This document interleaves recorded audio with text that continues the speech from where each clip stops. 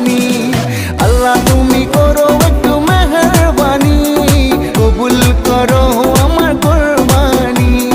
তোমার ছায়াতে, তোমার দয়াতে, তোমার ছায়াতে, তোমার দয়াতে দূর হয়ে যাক সব পেরেশানি, কবুল করো আমার কোরবানি।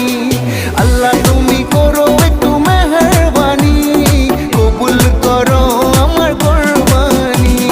কুরবানি কুরবানি কুরবানি, কবুল করো আমার কোরবানি।